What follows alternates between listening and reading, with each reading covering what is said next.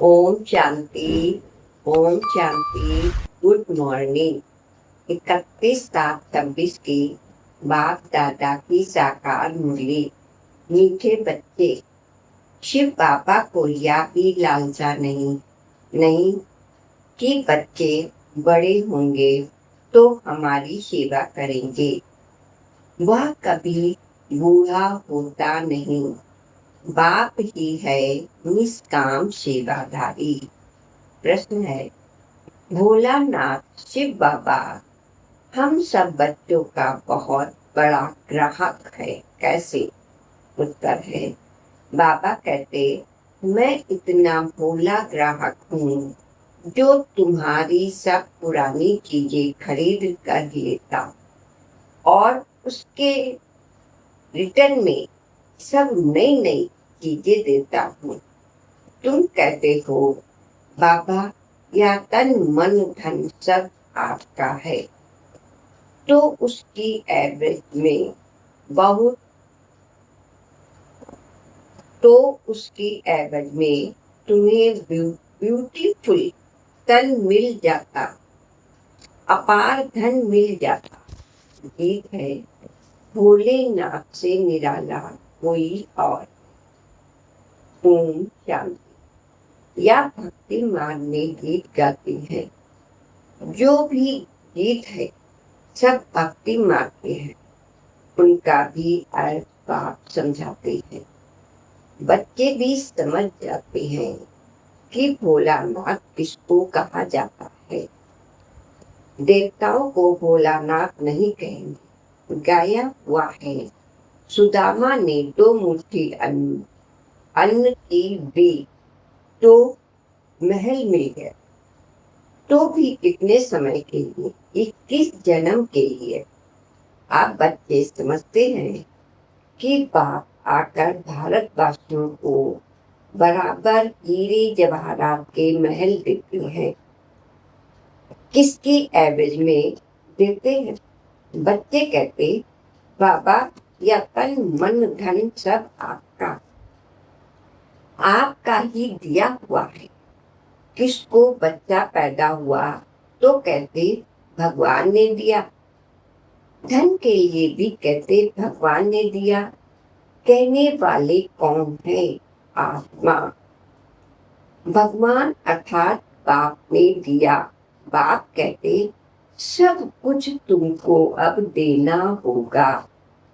इसकी एवज में हम तुमको बहुत ब्यूटीफुल धन ट्रांसफर कर देंगे, अपार धन देंगे। लेकिन किसको देंगे? जरूर बच्चों को ही देंगे। लौकिक बाप से अल्पकाल के लिए धन मिला है।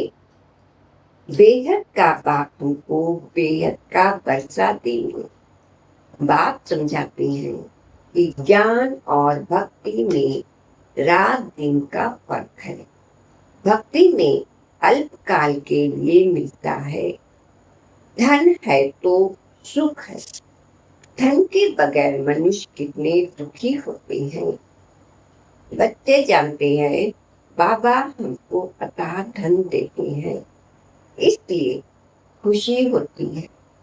सुख धाम में तो सुख की कोई कमी नहीं। हर एक को अपनी अपनी राजधानी है।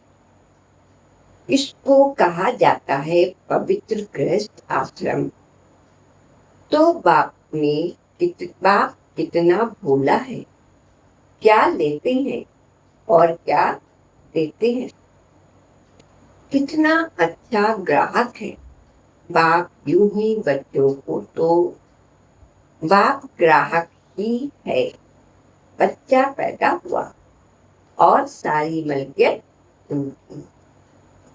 वह होते ही हद के ग्राहक। यह है बेहद का भोलानाथ। बेहद के बच्चों का ग्राहक। बाप कहते, मैं परम धाम से आया हूँ। पुराना सब कुछ तुमसे लेकर नई दुनिया में तुमको सब कुछ देता हूँ। इसलिए दाता कहा जाता है। दाता भी इन जैसा और कोई नहीं।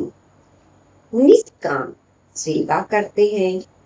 बाप कहते, मैं निष्कामी हूँ, मेरे को कोई भी लालसा नहीं। ऐसे तो नहीं कहता हूँ कि बच्चों का काम है। बूढ़े बाप की संभाल करना, क्योंकि हमने तुम्हारी संभाल की है। नहीं, यह कायदा होता है। बाप बूढ़ा हो तो बच्चे उनकी संभाल करें।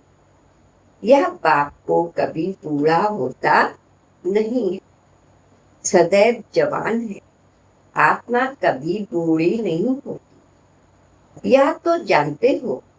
लौकिक बाप में उम्मीद रखते हैं कि हम बूढ़ा होंगे तो बच्चे हमारी सेवा करें। फल सब कुछ बच्चों को देते हैं, फिर भी सेवा तो होती है।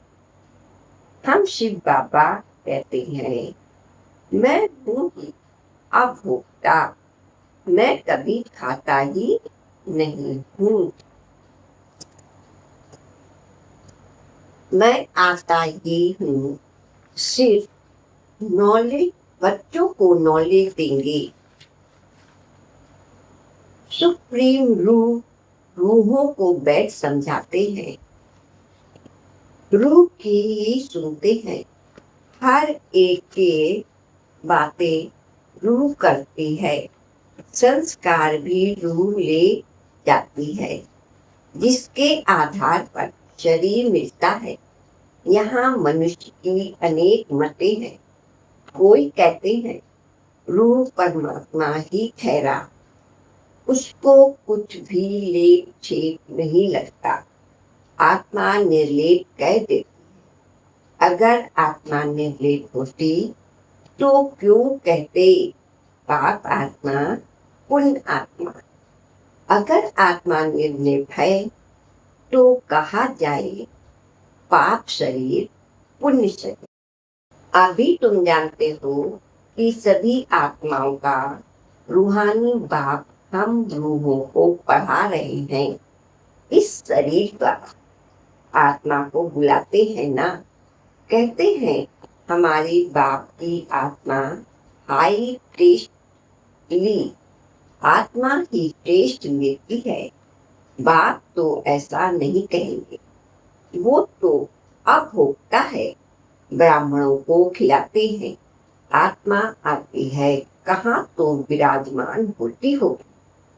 ब्राह्मणों आदि को खिलाना भारत में कॉमन बात है। आत्मा को बुलाते हैं, उनसे पूछते हैं, फिर कई बातें उनकी सच्ची भी निकलती है। यह पितृ आदि खिलाना यह भी ड्रामा में मूल है। इसमें कोई बंदर नहीं खाना चाहिए। बाप नट सोल में ड्रामा के राज को बताते हैं। डिटेल तो इतनी ड्रामा की समझाने दे नहीं सकते, एक एक समझाने में ही वर्ष लग जाए। तुम बच्चों को बड़ी सहज शिक्षा मिलती है, गाते भी हैं, हे पतित पावन आओ, आकर हमको पावन बनाओ। उनका नाम ही है पतित पावन।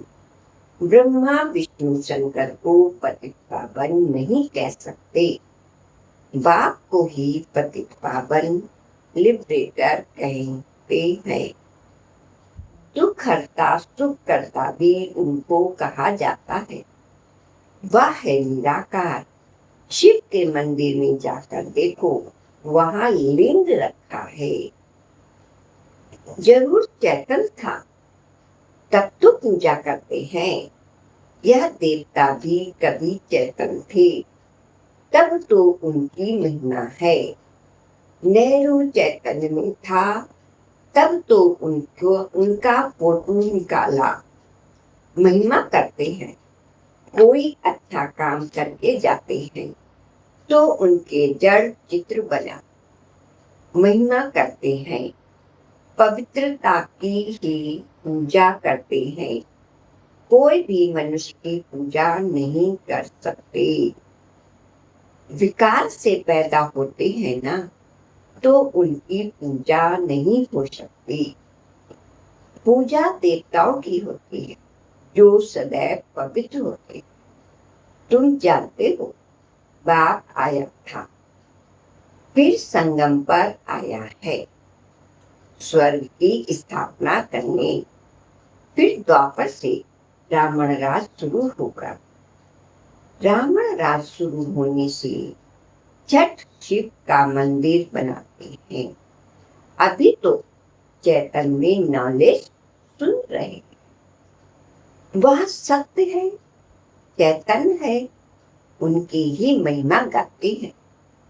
निराकार को शरीर तो चाहिए, तो बाप ही आकर विश्व को हैविंग बनाती हैं। उस हैविंग में राज करने के लिए तुम पुरुषार्थ कर रही हो। स्वर्गवासी तुम बन रहे हो। निराकार परमपिता परमात्मा ज्ञान का सागर है। परंतु सुनाई कैसे?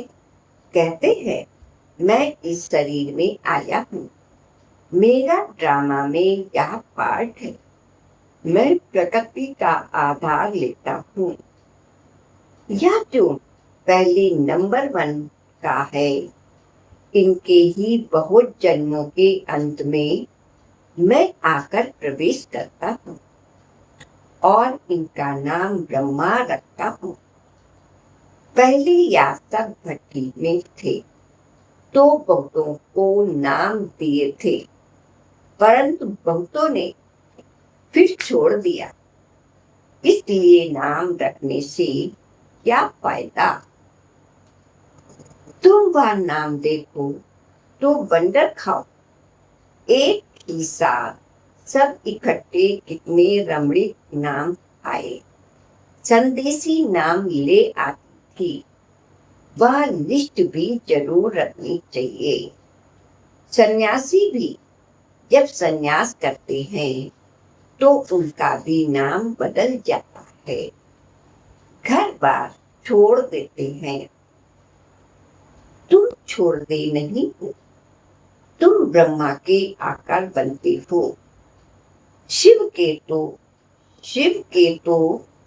ही तुम कहते ही हो बाप दादा। सन्यासियों का तो ऐसे नहीं होता।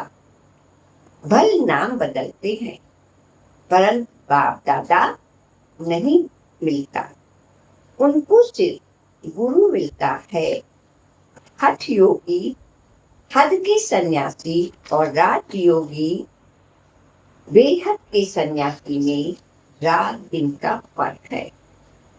गाया भी जाता है, ज्ञान भक्ति और वैराग, उनको भी वैराग है, परंतु उनका है घरबार से वैराग।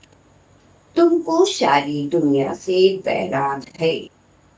उनको पता ही नहीं कि सृष्टि बदलती है।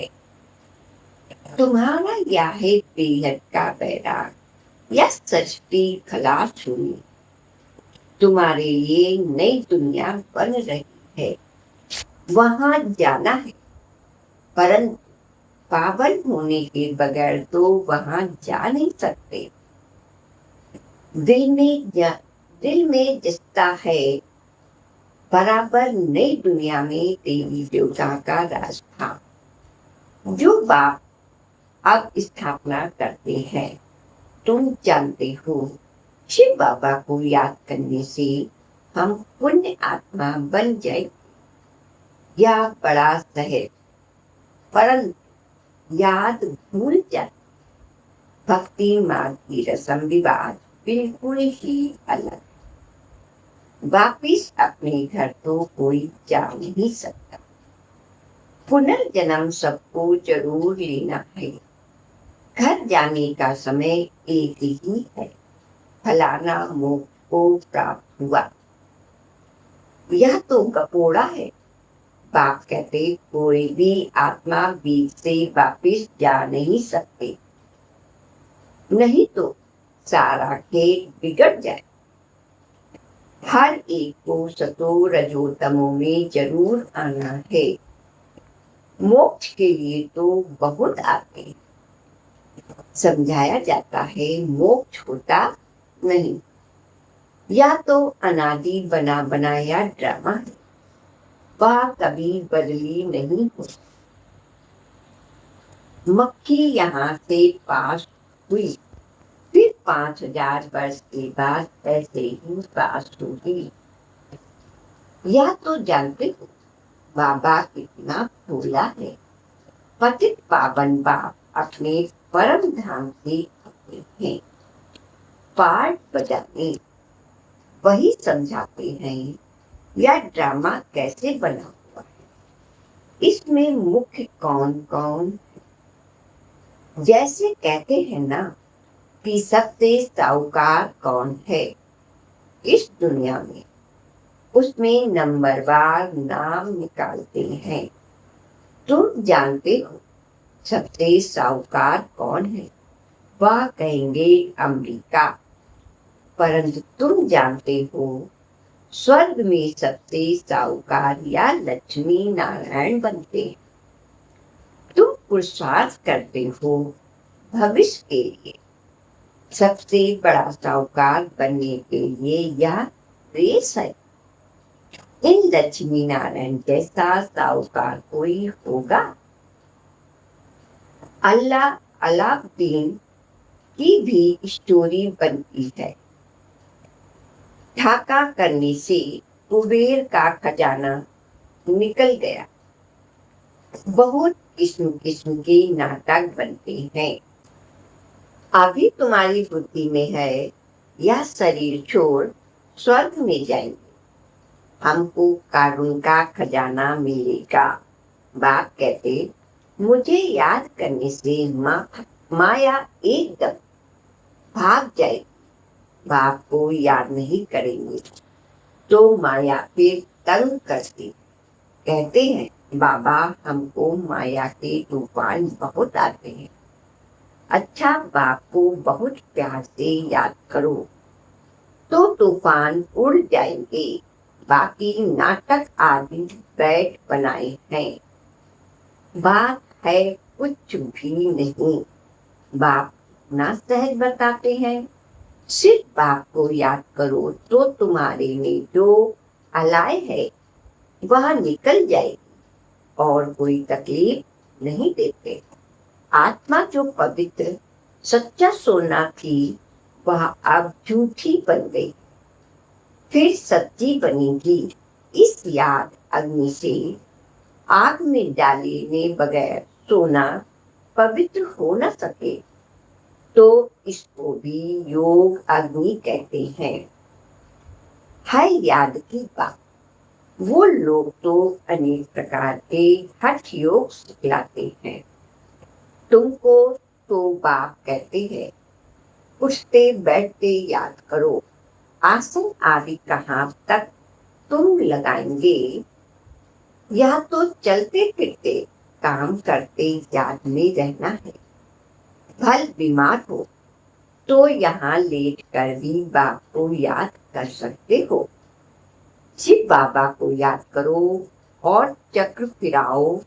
बस उन्हें फिर लिखा है गंगा का तट हो, अमृत मुख में हो।